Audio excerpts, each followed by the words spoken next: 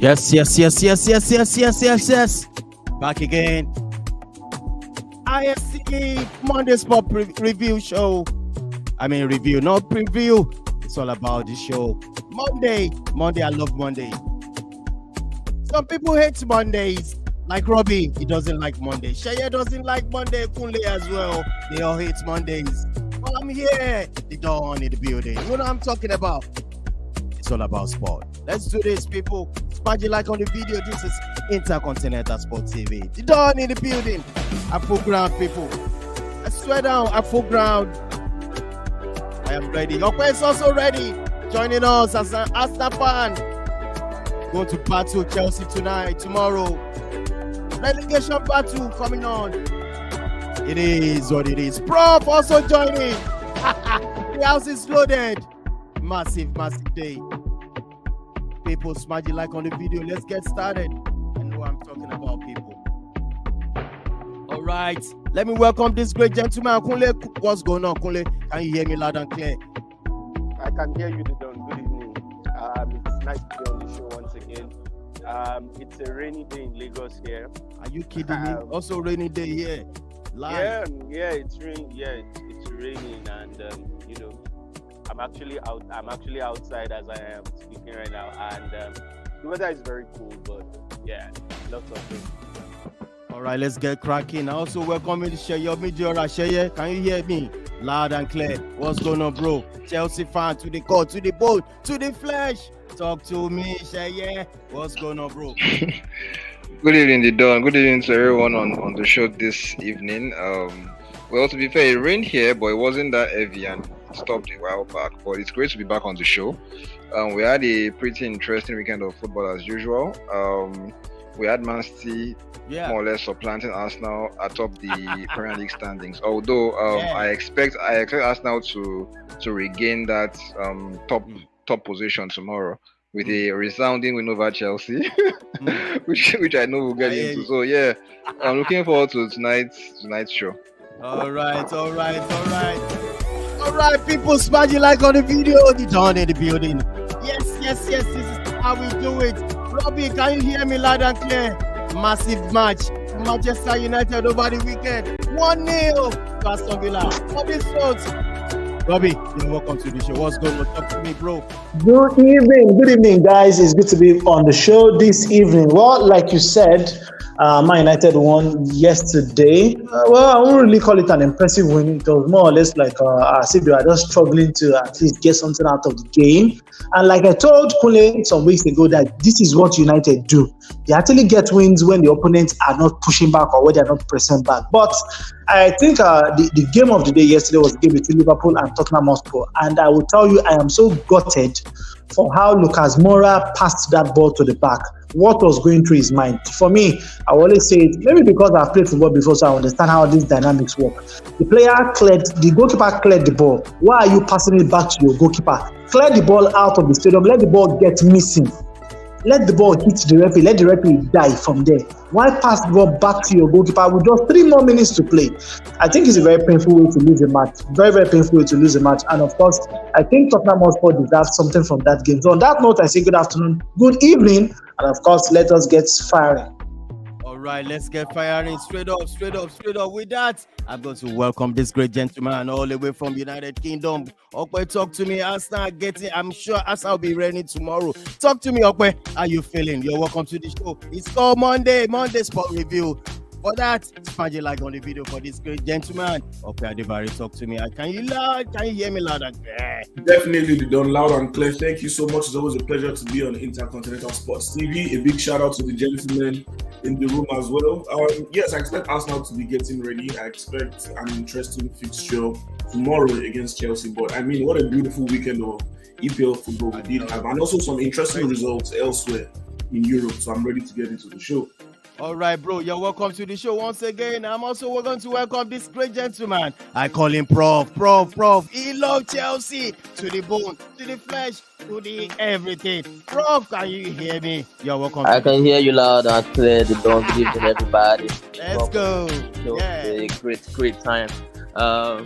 It was a wonderful weekend of football, like the boys have said. Napoli failed to secure I thought it would be the day that Napoli will lift their their Scudetto, their trophy, but it just eluded them. I think they have to wait till Tuesday before that is done. But yeah, fantastic day to talk football. All right. Yeah. Good evening. All right. That's Prof for you. It's welcome to the show. Last man standing. The club, Electoral Cup. They are doing something. They won 4-3. I'm talking about Irate, Liverpool fan. What's going on? Almost a draw yesterday after 3-0. What's going on? I know today you're looking like, thank God. Oh, well. Talk to me, Irate. You're welcome to the show. Thank you. It's good to be here. Great run of fixtures over the weekend. Business end of the season as usual. It's always exciting to see these games coming thick and fast. And we're excited to watch them, both in the Premier League and the Champions League. The game at the weekend, pulsating game. Honestly, pulsating game. It was very, very close. I tell you. We're able to scramble to get the win at the end, one way or another. But we look forward to the other games. I don't think that result matters so much. I mean, it matters to us because we went ahead of Tottenham. But I don't think we will be making the top 4 at the end of the season. So we might as well just fight for Europa League spots. But yeah, that's where we are right now. Before Conference League. Conference.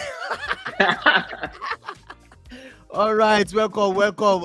It is what it is. But I'm going to start with you, Irate, for that match. But first, at some point you'll be, feel like, we have to start Klopp. Klopp has to go. Are you not feeling that way? No, there's no way. There's no way Klopp is going. He's going nowhere. I mean, for me, I know his touchline antics are not the best, but I'd rather have a manager who is screaming at the fourth official than one who is saying absolutely nothing. Because there were some things that went wrong in the game and some things that favored Liverpool in the game. I mean, you can tell at the end of the game that Mason and Klopp were not happy with the officiating in the game overall. Yeah. But let's even forget about the officiating and call a spade a spade. Both teams with the game yesterday, you can tell they are not at the level of teams that should be going to the Champions League, honestly. Atrocious defending on both sides. So it could have been easily a draw and no one would have complained. But I mean, Klopp, he knows what he has to do. Trent, for me, playing in midfield, yes, it has been good going forward against teams that don't have the quality of attack that Tottenham have. But you can see how Tottenham exposed that. At a point, we saw Van Dijk for the first goal running all the way to the right to cover Konate because Konate was in right back. So I mean, Klopp has to do something about that because I don't think that will work for the team going forward. It's a weakness that other teams will be able to expose. So he needs to just get the right back and let Trent play in midfield so he doesn't keep exposing the defense. And another thing it shows us is we have enough quality in attack. I said it to other Liverpool fans that even if Firmino leaves, we have guys that can come in and still do a good job with the likes of Nunes, Diaz coming back, Salah and Jota, and Gakpo as well. So the defending, we have to resolve the defending. It's really, really bad. It's atrocious defending, like I said. All right. Didon, sorry. I would like to quickly give my... Hold on. Sorry, I'm going to. In fact, it is you that wanted to call. I wanted to call upon you for one thing. Please, this picture has been trending online. I was just about to give my commiseration It is you that wanted to. See, Didon, the sad thing about that picture is just a couple of seconds before that, he made a goal line clearance that Tottenham could have scored from. But nobody is talking about that. So, but that is just life for you. So, all right, go ahead. You want to add something to this? No. Actually, honestly, I said everything. Or it was a very. At some point, they said it was this guy is the greatest defender. Yeah, one of the greatest defenders in Premier League history. So I heard, but he suffered, a serious fall yesterday. I'm sure a serious embarrassment and disgrace. Robbie, come to line now. What his eyes have seen. Robbie, you guys, see, I told you people that I don't have a club I'm supporting, so I'm just here to enjoy whatever it is that is being directed my way. Man U played very well yesterday. Let us thank God for that. Chelsea they are in the second page of the league table right now. Liverpool, those ones don't even know what is doing them at all because, like I said, I am so angry at Tottenham Hotspur yesterday. That match would have been point shaved. But because I don't know what that one, I don't know what he was thinking yesterday. He just decided to go and do freebie for Liverpool. He decided to play to go back to his goalkeeper. Which footballer in his right senses does this kind of thing now? Which footballer? Actually, I'll blame I know go lie. Tottenham Hotspur's manager for that goal. Ryan Mason, I think he showed his naivety and lack of experience, and it Na has been manager said dey time and time again. blame Let me again. explain why. Let me explain why. You know, time and time again, I think he brought in Lucas Moura at the 92nd minute. If I'm, yeah. To play When you right bring back. in an attacker who hasn't even had a feel of the game, who is also obviously very rusty in Lucas Moura, you know, what is he going to do in 3 minutes, 4 minutes, throwing an attacker in? I think there was no need for that change. And he has been highly criticized for that change as well by a lot of pundits. That you don't need to make such changes. Rafa Benitez was on the show yesterday and he said he never does such changes because the player, most often than not, they don't tend to affect the game with just 2-3 minutes to go. So just leave the shape as it was. I think if Moura was not on that pitch, I think they leave that game with a draw. So you will learn from that. Yeah. All right. I'm going to start with you, Kunle, on this one. Let's talk about the review match for Brighton and Wolves. Kunle, can you hear me? Yes, I can. All right, please go for it. What's your thought about the match? Brighton giving them 6-0, I think. Yeah. 6-0. Well, that game clearly showed that Brighton is, for me, I would say Brighton is the standout team of this season, whether they make Europe or not, because we've seen how they've gone toe to toe with everyone. I mean, like, even if you are a big team like Manchester, Manchester City, you need to play them well. You need to be at your best. Brighton is not the kind of team that if you make errors, you can't afford to make errors. You need to focus. You need to be at high alert. Otherwise, they will punish you because you can see how well they control the game. You see how they pass the ball, how confident they are. You know, the way Brighton plays for me is kind of the ideal way. I'm sure Ten Hag would want Manchester United to play, but Manchester United cannot control game, right? If Brighton were to have a 2-goal lead, it is almost certain that Brighton would win that game because they will be able to control it because they have. And you know, one of the things that really struck me in this game is that Brighton had some of their key players missing. There was no Mitoma, there was no Caicedo, and some other players. There were no players there. So, you know, despite key players missing, they were still able to win 6-0. I think it goes to tell you that it's not about the star players. And look, even if some of these players leave in the summer, I think we can be rest assured that Brighton already have some good replacements that they will, you know, that they are going to sign in the coming months. So it's just amazing what Brighton are doing. Which of course I must point out because people do not want to fail to give credit. Graham Potter was the one who started this, but people don't want to give the man credit because of how things went at Chelsea. I know, yes, De Zerbi has improved the team greatly, but Graham Potter was the one who started this. And I hope the man, wherever he finds himself next time, will be able to show himself. Maybe he's not cut out to be at a big club, but it doesn't change the fact that he's a good manager, evidenced by what he has done by what he did at Brighton. Yes. On to you, Sheye, on this Fulham versus Man City. Man City. Well, they went through. They scored a very good goal by Alvarez. Could you give us your thoughts about the match review, Sheye? Yeah, I don't think it was vintage City, but they were still able to control the game. I think Fulham had only one shot on target, which was their goal. I know Fulham also they had a couple of penalty appeals, which I don't think were penalties. Seeing it in real time, and also watching the replays. Credit to Erling Haaland, he has now matched Andy Cole and Alan Shearer's record of 34 Premier League goals. And obviously, he's going to break it unless something really disastrous happens, maybe like an injury or something, is likely to hit more than maybe even 40 goals this season. So smashing the record that has been long-standing in the Premier League. So City are currently on this really amazing form. I think whenever they enter this particular mode, they tend to just keep winning games, and now I think they've won 13 in their last 14 matches. So that's title winning form. So from here, I don't see how they let things slip. Although I think this season has been really crazy, and I won't be surprised if Arsenal still find a way to put themselves back in the conversation for the title. Yes. On that, I'm going to call you upon. I'm going to call upon. I want to check the results. Okwe, can you the game between Newcastle versus Southampton? Do you watch the match? Oh yes, definitely. I did watch the fixture, and I think finally Newcastle they fair that team. Of course, right now it looks like Newcastle United is going to finish in third position.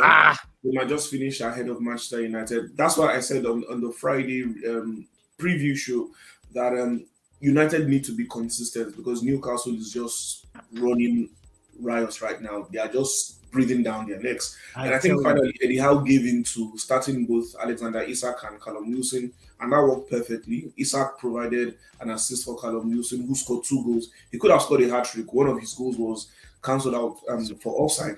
And the game started in such a weird manner because Southampton scored first, and it seemed like one of those weird fixtures where, a relegation threatening team is going to get an important victory off one of the big teams. So big ups to Newcastle for being consistent, and hopefully they can keep on this run and cement a third place position and get back into the Champions League for the first time in nearly 2 decades. All right, Robbie, what about this match on Saturday? That was Crystal Palace, West Ham. Did you watch the match? Crystal Palace scoring 4 goals. Crystal Palace, West Ham. Yes, I saw part of the game. 4-3 it ended, and I'll tell you one thing that it was more or less one of the games that set the tone for the weekend. I did not believe that Crystal Palace could win that game, because I was expecting that West Ham, since they were battling relegation and they were riding on the good form from Europe, and they were able to get something from that game. They scored first, but from there on, Crystal Palace actually took charge of that game. And Jordan Ayew, Wilfred Zaha coming back off injury, they were able to at least put some goals on the score sheet for the Eagles. And of course, I tell you that it has done them a massive amount of good. And I will tell you that as it is right now, I think Chelsea really need to watch their back at this point in time.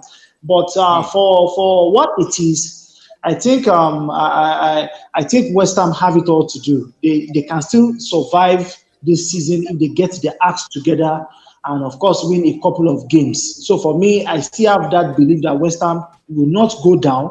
I think Leeds, Leicester City, Everton, and Southampton, more or less, those are the 4 teams that will actually go through with relegation this season. All right. Opo, you want to say something? Can I say? All right, Kunle. Yeah, it was just about Newcastle and some of what Okwe was saying earlier. I just want to add that I think Newcastle have been very fit this season, because I just look at their squad and I remember that like now their back line has been steady. Trippier, Bond, Botman, and Fabian Shah. In the midfield, Joelinton. And the funny thing is, Eddie Howe has used these players week in, week out, even in cup competitions as well. And only a few of them, I think maybe it's even more of maybe Ishak and Almiron. But the core part of the squad have been very fit this season. And even though we know, yes, maybe they've not played in Europe and all, it's still something. Because, I mean, for you to go an entire season and have most of your squad fully fit, I think that says a lot about how they are going about things. And if they can do that, I'm sorry, Newcastle are going to be set to do even better things in the future. Well, for me, Kunle, what do you think about, when you're talking about Newcastle? They've not spent so much. They didn't spend a lot of money on players. They didn't splash so much money on players. What do you think will happen next season? I mean, if they get to Champions League, shouldn't we be scary of them pulling out surprises? Actually, let me point that Newcastle have actually spent money. They spent almost 70 million to buy Alexander Isak. They bought. I mean, I think since the Saudi investment company took over, that was I think last January when Eddie Howe came on board. I think Newcastle have spent more than 200 million, if not up to 300 million, if not up to 300 million pounds as well. So what I feel is that you know they are buying rights. Okay, they are not buying established names like, okay, maybe you say they want to go and buy Neymar, they want to go and buy maybe Antoine Griezmann. They want to, even though we know that maybe they might have the funds to do that, but they are buying smart. Okay, they are buying prospects, because you look at someone like Ishak, you see what he's doing, and you can know that this guy, with the right coach in the right environment, he can become a very good player. You know, the way Newcastle are buying are kind of how Manchester City too are buying players. Because when you look at the kind of players Guardiola buys, he doesn't buy ready-made or maybe players who are already known globally. I would say they are more of like prospects, because he's not buying them from, you know, he's not buying players from, like we said, like maybe Barcelona. He's buying players from Benfica. He's buying players from Argentina, you know, River Plate. He's buying players from Monaco, you know, prospect. And that's how it should be. It's not that you go and buy one already established player like,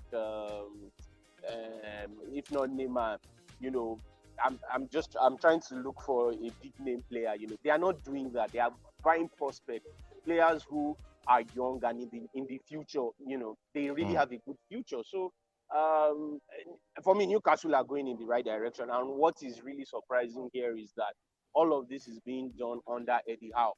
People who felt, oh, he can't take them. They can't take them far. He can't take them far, you know, and all of that. But you look at it, that from the moment he came in, Newcastle have been solid. Because I remembered from relegation where they finished, was it not 10th or 9th last season? And they've continued this season. They've conceded the least goals of any team in the Premier League. You can imagine that. So it goes to tell you that there is actually balance in that team, that something is really working right. It is not fluke. You understand, there's togetherness, there's understanding, there's chemistry. And it can only get better because they have the funds, they have a manager who is doing fantastically well. So they'll go to the Champions League. I know it might not be easy because they will be last seed. They will be seeded last, and you know they can go and be paired in a group that contains maybe Real Madrid and maybe Inter Milan or something, and you know it won't be easy. But it starts from somewhere, because Manchester City too, nobody knew them in the Champions League, but they've been going to the Champions League steady now for like 10, 11 years. You know, that could be Newcastle. That could be Newcastle's story, and that's going to be very bad for a club like Man United, Liverpool, Arsenal, because if we are having them, the race for the top four is going to get much crazier. So. All right.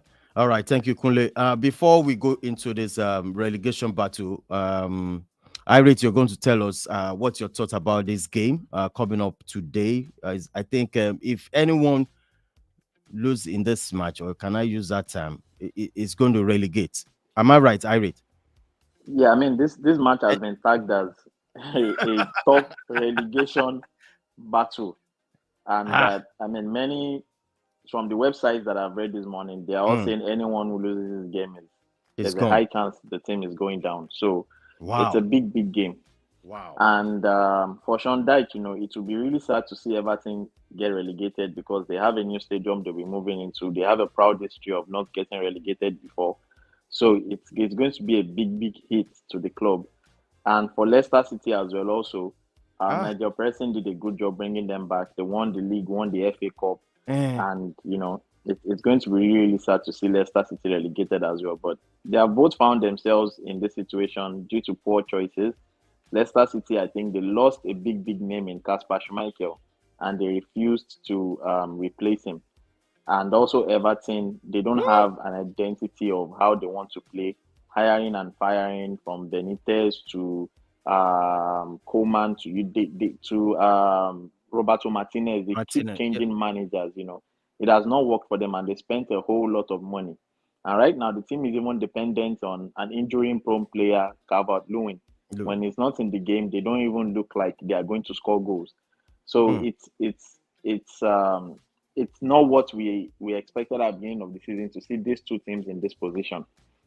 But unfortunately, they are here. I think Leicester City at home, they wouldn't want to lose this game at home.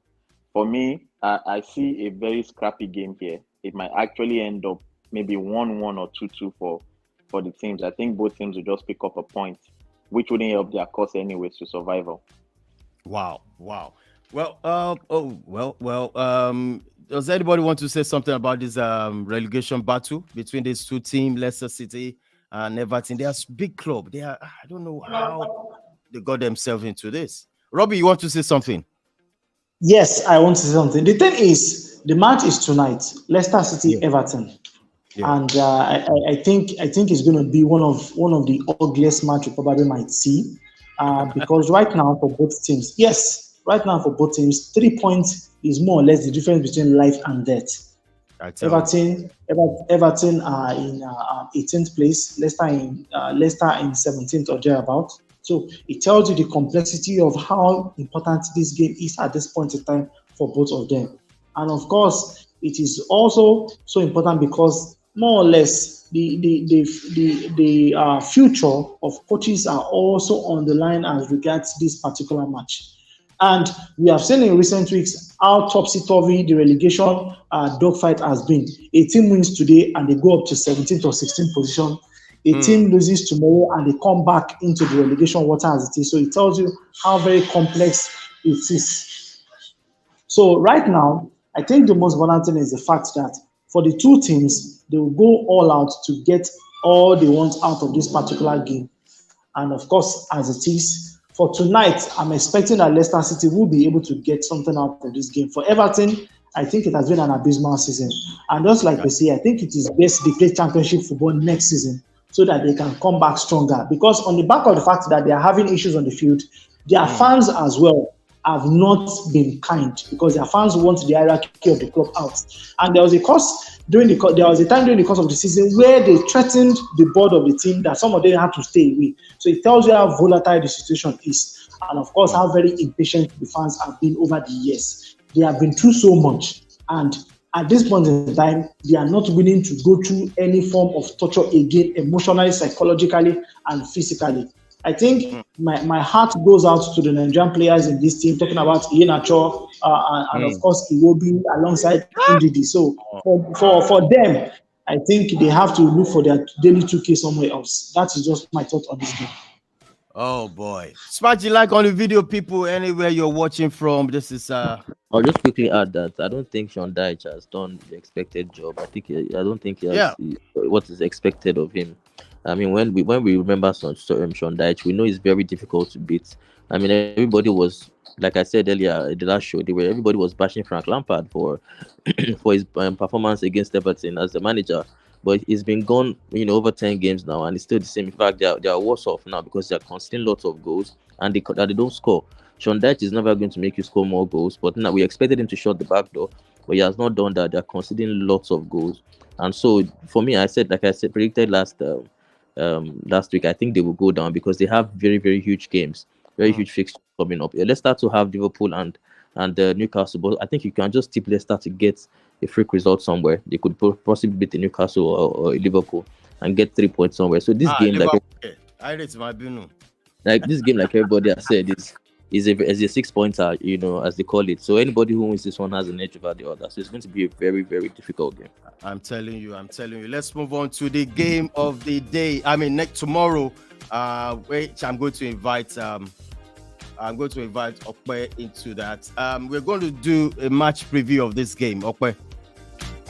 Chelsea will be traveling all the way. You want Okpe to run away with it, Abi? It's all good. Okpe is in severe pain and he's still trying to recover. And you want him to run away? Okay. To be honest, we've moved past it. I think I've experienced worse times with Arsenal. I think this recent one was just really, really annoying. Just to put it, because Arsenal currently stand to be termed one of the biggest butlers in the history of the Premier League. As at Friday, they had spent 72% of the season on top of the table. And then after the Manchester City game, it then got up to 91%. So just imagine being on top of the table for so long and then not winning the title. Definitely, they will be the biggest butlers in the history of EPL football, or maybe even in a title race. All right, okay. I'm still coming back to you. You know this. Let me start. Let me change this to this question people have been asking me. The tactical lineup for Arsenal in this game. What's your thoughts about this? That's the talking point. We want to talk about the tactical lineup. I don't know about the combined level. I'm not sure of that one yet. Score prediction and which team needs this game most. But first, let's talk about the tactical lineup. Okay, as an Arsenal fan.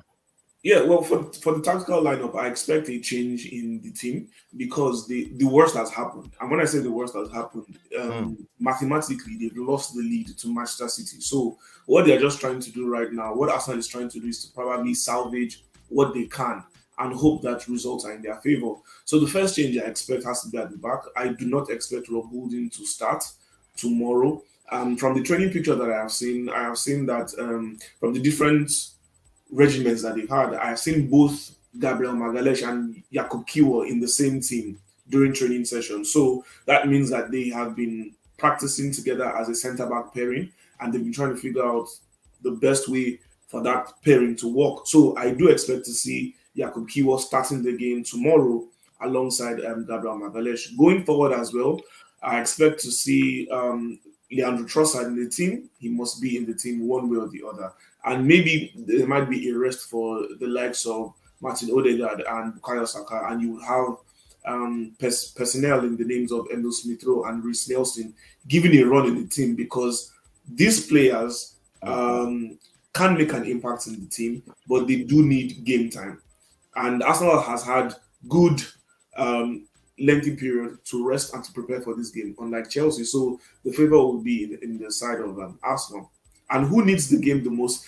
Honestly, both teams do need the victory. Chelsea needs to survive relegation and to secure their status in the Premier League for next season, while Arsenal are still chasing the title. So it's going to be a very, very difficult game. Oh my goodness. Wow. Chelsea surviving relegation. Chelsea survive.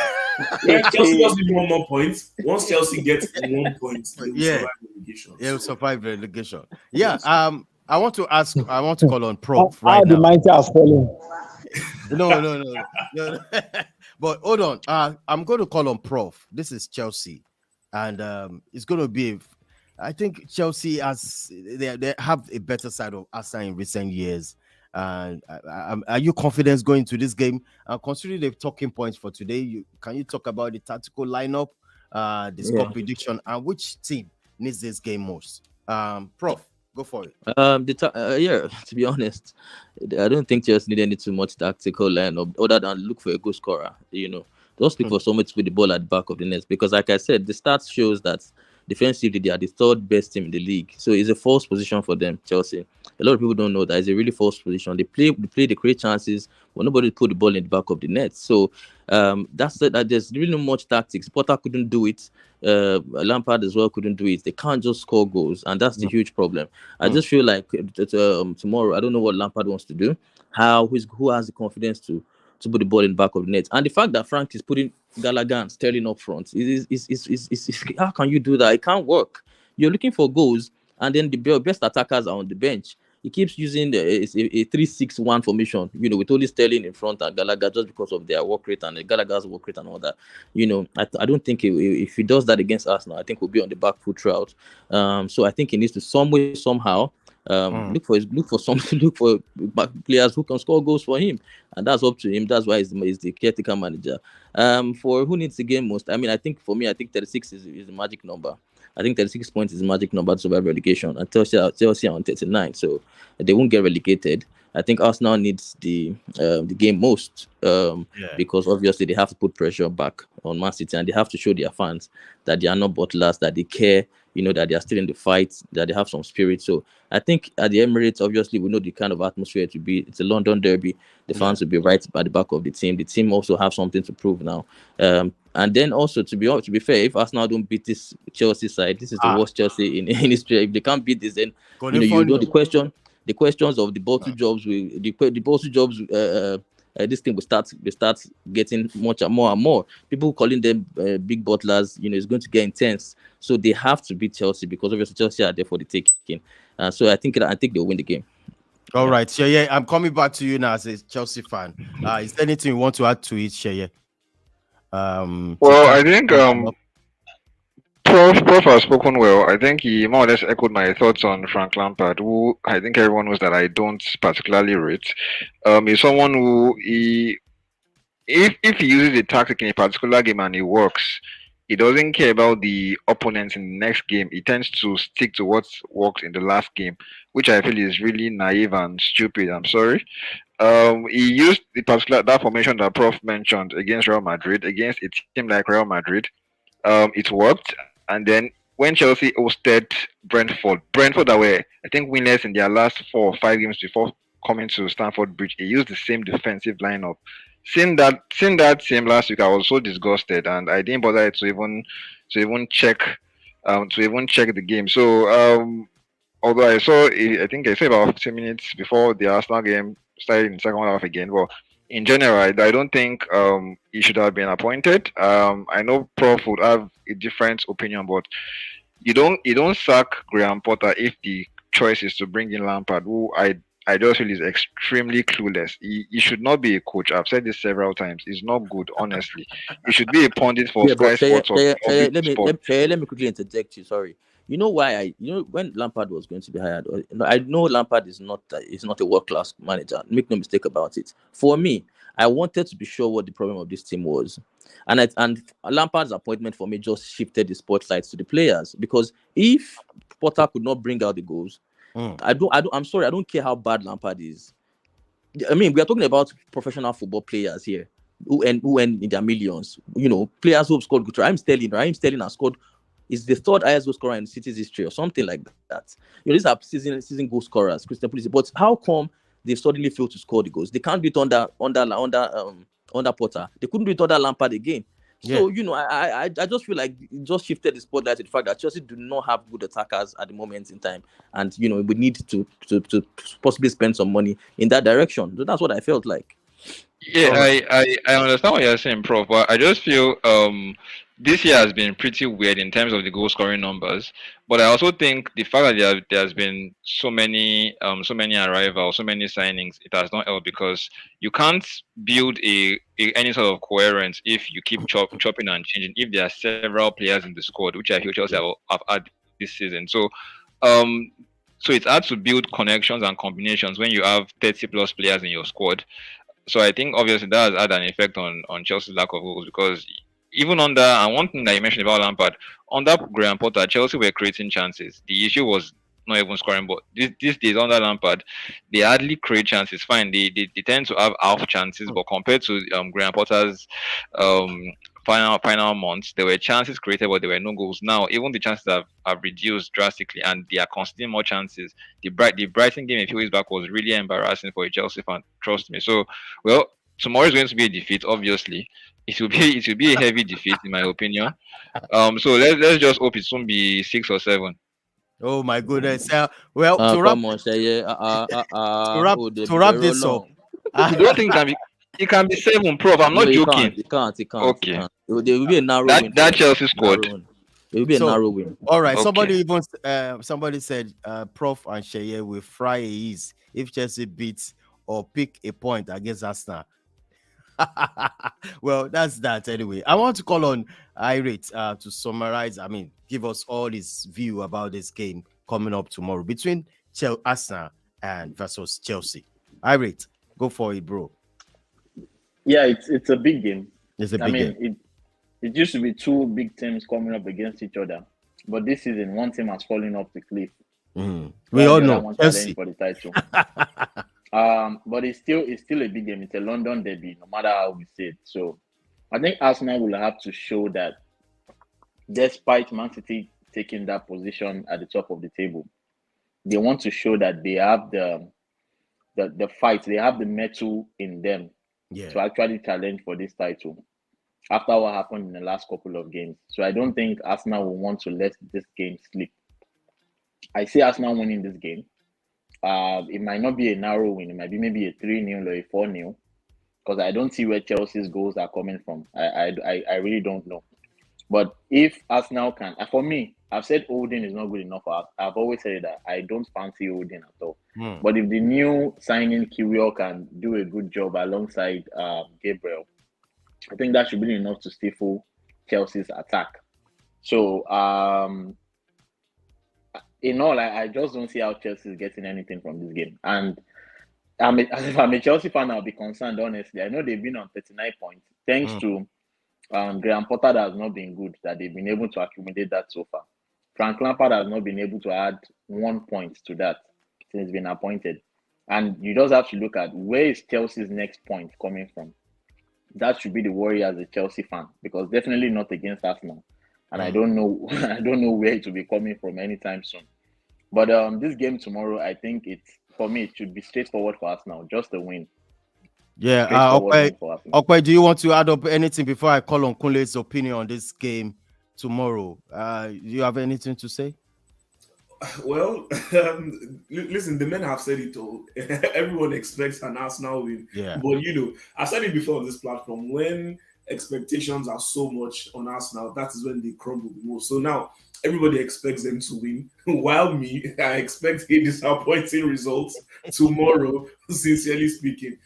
Because, Ired said something. It's been difficult for Chelsea to score goals, and it might just be against Arsenal that they pick up their form and they score goals.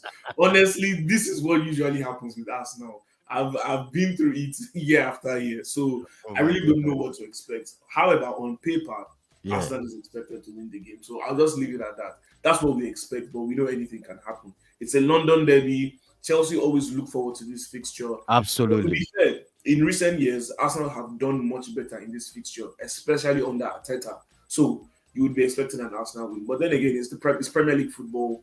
Both teams need a victory, so anything can happen. All right, Kunle, what do you think about this game, Kunle? Well, for me, it's a case of two teams who, for me, Chelsea. I think Chelsea is done for the season, because there's nothing they are fighting for. Okay, even if they are not going to Europe, and well, as Prof said, yes, the likelihood of relegation is very low, because I still believe maybe they will get a point or a win. Maybe it might come tomorrow. But the thing now is for Arsenal. Arsenal are the ones who need it, because they need to try and keep their title hopes alive. But the thing is, where Arsenal are now at the moment, I feel Arsenal's all the energy, all the vibe and everything that they had, maybe it has fizzled out. Okay, they say Saliba is not around, and even if Saliba were around, these kind of things, it gets to a point where I think for teams that are not used to winning consistently, I think it gets to a point where they are not stable. You can see like now Napoli seem to have fizzled out. So they are just waiting for, we are not seeing them as strong as we used to see them at the start of the season. So it's going to be a very tough one for Arsenal.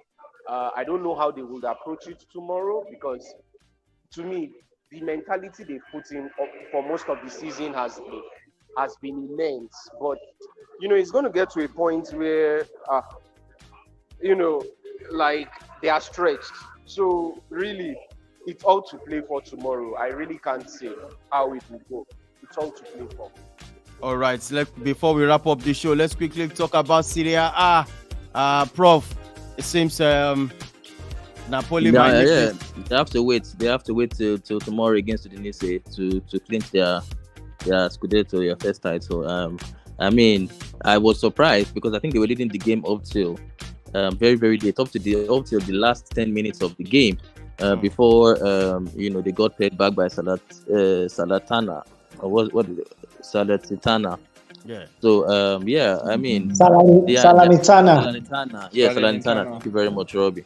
So so it would have been a very, very good way, to win the trophy in front of their fans. I remember before the game started, Lazio, their bitter rivals, had lost they had lost their game, and it was announced in the stadium that that Lazio had lost. So Lazio is second to them. So Lazio had lost, and if they had won the game, they would have won the trophy. But for some way, somehow they couldn't do it, so they will have to wait till tomorrow. And I think they would get at least a point to get over the line. Wow, that is massive. Guys, this is how far we can go today. It's been a fantastic week. We're looking forward to seeing another beautiful week.